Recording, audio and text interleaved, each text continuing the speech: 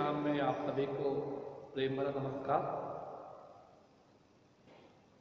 सर्वप्रथम परमेश्वर पिता को एक बार फिर से हृदय से हम धन्यवाद देते हैं कि परमेश्वर ने ये सुंदर अवसर हमें दिया है कि आज विश्रामवार के दिन में हम परमेश्वर की महिमा स्तुति करने पा रहे हैं।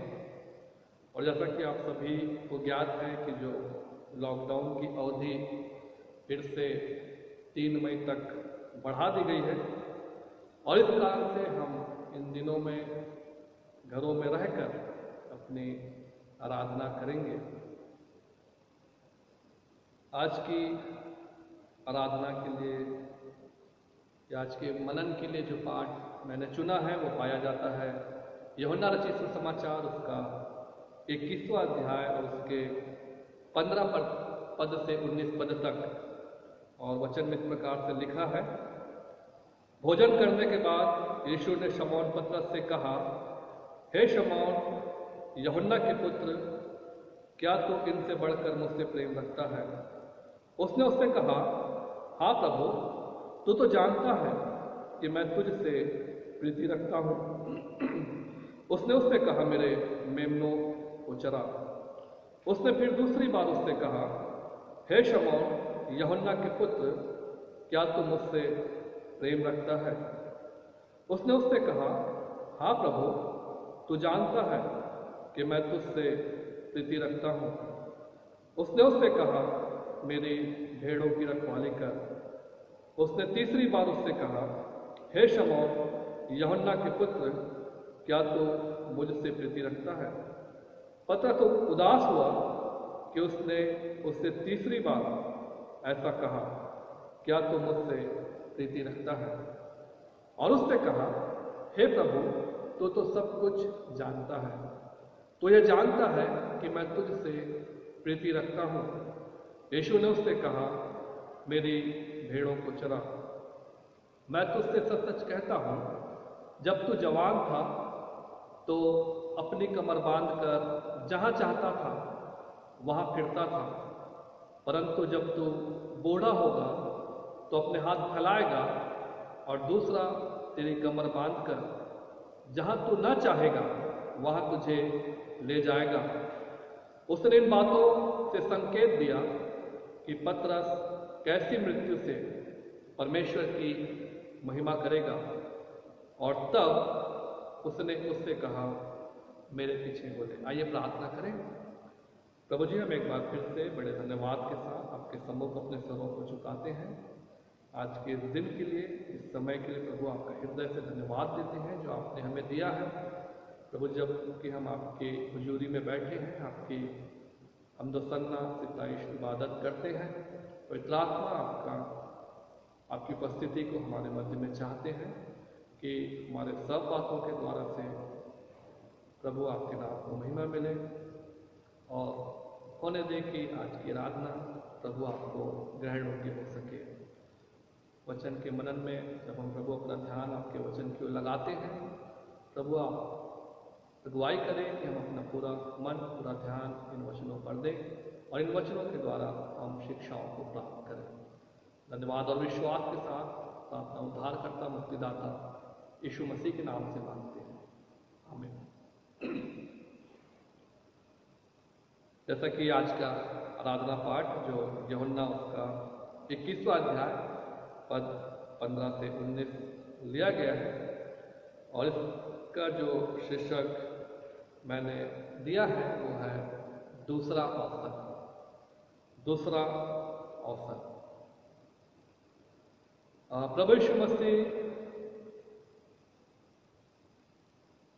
मारे गए, गाड़े गए और मुर्दों में से जी उठे। जैसा कि हमने पिछले सप्ताह पुनरुत्थान पर्व को मनाया और इस भाग को पढ़ने पर हम जानते हैं कि प्रभु यीशु मसीह जीवित होने के बाद 40 दिन तक चेलों के साथ लोगों के साथ रहे और इसी मध्य में प्रभु यीशु मसीह ने अपने आप को चेलों पर प्रकट किया। और जब हम इसी 21वें अध्याय के 14वें पद को यदि हम पढ़ें तो यूहन्ना यहाँ पर लिखता है कि प्रभु यीशु मसीह तीसरी बार मर के जी उठने के तीसरी बार चेलों के सम्मुख आए थे। और जब हम इस भाग को या इस अध्याय को पढ़ें तो हमें ऐसा लगता है कि पूर्व में कुछ ऐसी घटनाओं की पुनरावृत्ति फिर से हो रही है। जैसे कि हम देखते हैं कि ये वही झील है जहाँ पर जब प्रभु यीशु मसीह पहली बार पतरस और याकूब और अन्य लोगों को अपने चेला होने के लिए बुलाते हैं। दूसरी बात कि यहाँ पर प्रभु यीशु मसीह जिन्होंने उसका नाम पतरस दिया था उसे शमौन करके संबोधित कर रहे हैं, जैसा कि उन्होंने पहली बार उस झील के किनारे पतरस को शमौन करके बुलाया था। तीसरी बात यहाँ पर हम देखते हैं कि चेले अपने उस पुराने कार्य को, मछली पकड़ने के कार्य में फिर से लग गए थे, जैसे कि वे पहले जब प्रभु यीशु मसीह ने उन्हें बुलाया उस कार्य को किया करते थे। चौथी बात, यहाँ पर भी जब वे इस घटना में जब वे मछली पकड़ रहे हैं तो रात भर उन्होंने मेहनत की और कुछ नहीं पकड़ा या कुछ उन्होंने नहीं प्राप्त किया। जैसा कि उस घटना, पहले की घटना, जब प्रभु यीशु मसीह जब चेलों के पास आते हैं और उनसे पूछते हैं और पतरस कहते हैं कि हमने रात भर मेहनत की और कुछ भी नहीं पकड़ा। पांचवी बात कि यहाँ पर भी जब यीशु मसीह कहते हैं कि यीशु मसीह के कहने के अनुसार तो जब वे जाल डालते हैं तो वे बहुत सी मछलियों को पकड़ पाते हैं। जैसा कि पहले जब पहली बार जब हुआ था, जब प्रभु यीशु मसीह कहते हैं कि गहरे में ले चल और यहाँ जाल डाला, हम देखते हैं कि वहाँ बहुत सारी मछली घेर लाते हैं। तो कुछ घटनाएं जो पहले हो चुकी थी वैसी कुछ बातें यहाँ पर हमें देखने को मिलती हैं। और इस भाग में विशेषकर 15 पद से 19 पद में जब हम देखते हैं तो वहाँ हमें पतरस और यीशु मसीह के मध्य एक वार्तालाप को हम पाते हैं। और विशेषकर मैं आप लोगों का ध्यान पतरस की ओर, पतरस के व्यक्तित्व की ओर आज आकर्षित करना चाहूंगा। प्रभु यीशु मसीह यहाँ पर पतरस से प्रश्न पूछ रहे हैं और वो पूछते हैं, पहला प्रश्न कि हे शमौन यूहन्ना के पुत्र, क्या तू इनसे बढ़कर मुझसे प्रेम रखता है? यहां पर इनसे बढ़कर, इसका तात्पर्य विद्वान जो लगाते हैं कि हो सकता है कि जो शमौन है वो फिर से मछली पकड़ने गया था तो उसको मछली पकड़ना का कार्य अच्छा लगता था, या कुछ विद्वान ये भी बताते हैं कि ये जो है वो अन्य चेलों से बढ़कर भी हो सकता है। लेकिन जो दूसरा, जो विद्वानों का जो दूसरा जो बात है वो हमें ज़्यादा दम या ज़्यादा महत्व रखती है, क्योंकि हम देखते हैं कि पतरस ने कहा था, पहले कहा था प्रभु यीशु मसीह से कि यदि सब ठोकर खाए तो खाए पर मैं ठोकर नहीं खाऊंगा। मरकुस उसके 14वें अध्याय के 29वें पद में ये बात लिखी है। और इसलिए ये बात कि इनसे का जो तात्पर्य है वो अन्य चेलों से है, कि प्रभु पूछ रहे हैं कि तू इन अन्य चेलों से मुझसे प्रेम रखता है कि नहीं। बावजूद इसके पतरस ने यीशु का इनकार किया। पतरस ने कहा तो था कि सभी ठोकर खाए तो खाए, परंतु मैं ठोकर नहीं खाऊंगा। लेकिन मरकुस उसके 14वें अध्याय के 66 से 72 पद तक जब हम पढ़े तो हम बात पाते हैं कि पतरस प्रभु यीशु मसीह का इनकार करता है। और यहां पर जब प्रभु यीशु मसीह इस प्रश्न को उससे पूछते हैं तो पतरस ये प्रमाणित करने का प्रयास नहीं करता कि वो यीशु से कितना प्यार करता है, जबकि हम उसके व्यक्तित्व को जानते हैं कि बहुत उतावला था, है ना, हर चीज को करने में आगे रहता था। और यहां पर वो जानता है कि उसने यीशु मसीह का इनकार किया है, लेकिन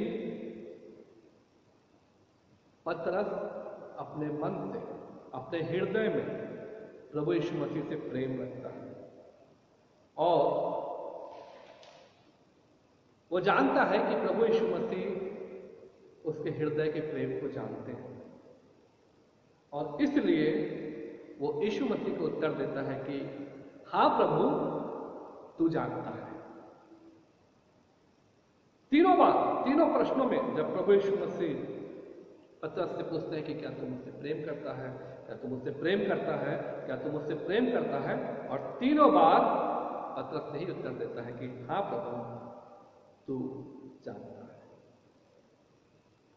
और तीनों प्रश्न के उत्तर के बाद प्रभु यीशु मसीह पतरस को कार्य दे रहे हैं, जिम्मेदारी दे रहे हैं कि मेरे मेमनों को चरा, मेरे भेड़ों की रखवाली कर और मेरी भेड़ों को चरा। एक आग के पास पतरस ने 3 बार यीशु का इनकार किया और यहां पर भी एक आग के पास वो सार्वजनिक रूप से बहाल किया गया, इसलिए कि उसने 3 बार यीशु का इनकार किया था। उससे 3 बार ये बताना आवश्यक था कि वह यीशु से प्रेम करता है। यहां पर 3 बार बता रहा है कि मैं प्रभु तुझसे प्रेम करता हूं।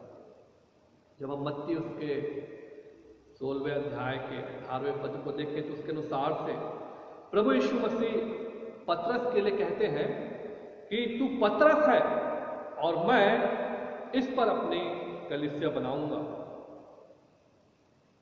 और वो बात यहां पर प्रभु यीशु मसीह पूरी कर रहे हैं कि तू मेरे मेमनों को चरा, मेरे भेड़ों की रखवाली कर, अर्थात कलीसिया का कार्य प्रभु यीशु मसीह उसको सौंपते हैं।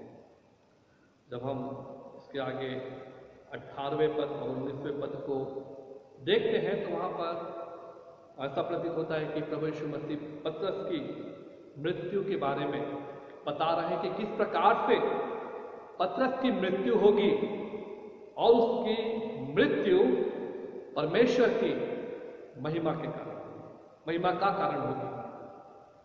और आरंभिक कलीसिया के इतिहासकारों के अनुसार सचमुच पतरस की मृत्यु क्रूस पर हुई और यह कहा जाता है कि उसने रोमी सैनिकों से आग्रह किया कि वह अपने प्रभु के समान उस स्थिति में क्रूस पर लटकना नहीं चाहता, क्योंकि वह स्वयं को अपने प्रभु के योग्य नहीं समझता है और इसलिए उसने इच्छा प्रकट की कि उसे क्रूस पर उल्टा लटकाया जाए और वैसा ही उसके साथ किया गया।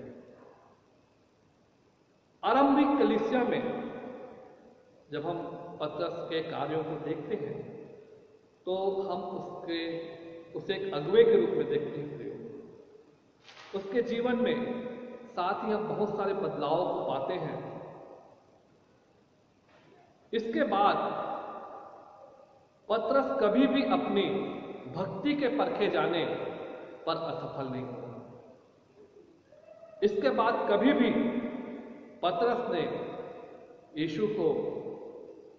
यीशु का इनकार नहीं किया, बावजूद इसके कि उसने विकट समयों में भी जब वो दरोगा के सामने, शास्त्रियों के सामने था, उसने प्रभु यीशु मसीह को स्वीकार किया। प्रभु यीशु मसीह इस 19वें पद के अंतिम भाग में कहते हैं कि मेरे पीछे हो ले, मेरे पीछे हो ले। यीशु ने पुनः पतरस को एक अवसर दिया कि वह उसके पीछे चले। यीशु ने पतरस से यही शब्द 3 वर्ष पहले इस गलील के तट पर कहे थे, परंतु उस समय उचित रीति से पतरस ने इसका अनुसरण नहीं किया। यीशु ने कभी नहीं पूछा कि क्यों पतरस तूने मेरा इनकार किया, या प्रभु इससे नाराज नहीं हुए। इसके बावजूद पतरस को उन्होंने कार्य सौंपा, जिम्मेदारी सौंपी, एक अवसर दिया जिसे पतरस ने अपनी मृत्यु के समय तक ईमानदार होकर पूरा किया।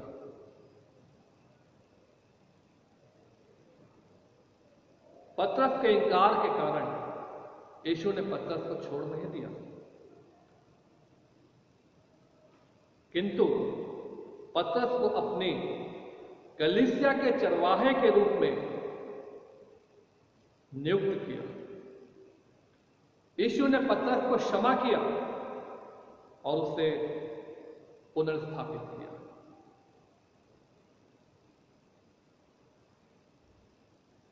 प्रियो, प्रभु यीशु मसीह हमसे भी चाहते हैं कि हम उसके पीछे चलें। जब हम प्रभु यीशु मसीह को अपना उद्धारकर्ता के रूप में ग्रहण करते हैं और हम प्रतिज्ञा लेते हैं कि प्रभु मैं तेरे वचन के अनुसार से चलूंगा या चलूंगी, लेकिन कई बार प्रियो हम अपने कार्यों के कारण से प्रभु यीशु मसीह का इनकार कर देते हैं और फिर से अपने उस पुराने जीवन में हम लौट जाते हैं। किंतु प्रभु हमसे प्रेम करते हैं। प्रभु हमें क्षमा करने वाले परमेश्वर हैं। प्रभु हमें पुनर्स्थापित करते हैं।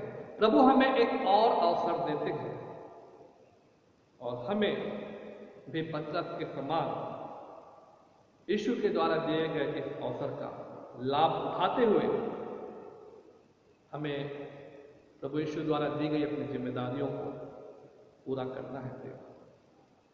आज हम विश्व में चारों ओर देख रहे हैं, आज लाखों लाख से ऊपर संख्या जो कोरोना से मरने वालों की हो गई है। आज हम जो जीवित हैं, ये परमेश्वर का प्रेम हमारे लिए, ये अवसर हमारे लिए प्रभु ने दिया है कि आज हम जीवित पाए जाते हैं। और इसलिए प्रियो, हम इस अवसर का जो प्रभु ने हमें दिया है उसका हम लाभ उठाएं, उस अवसर को हम बहुमूल्य जाने, क्योंकि वचन कहता है कि अवसर को बहुमूल्य समझो क्योंकि दिन बुरे हैं। अवसर को बहुमूल्य समझो क्योंकि दिन बुरे हैं। और इसलिए जबकि आज ये अवसर हमें दिया है, हमें मिला है, हम उस अवसर का लाभ उठाते हुए पतरस के समान प्रभु द्वारा दी गई अपनी जिम्मेदारियों को अपने मृत्यु के समय तक ईमानदार होकर पूरा करने का प्रयास करें। परमेश्वर इन वचनों के द्वारा से हमें से प्रत्येक को बहुत आयत से आशीष दे। धन्यवाद।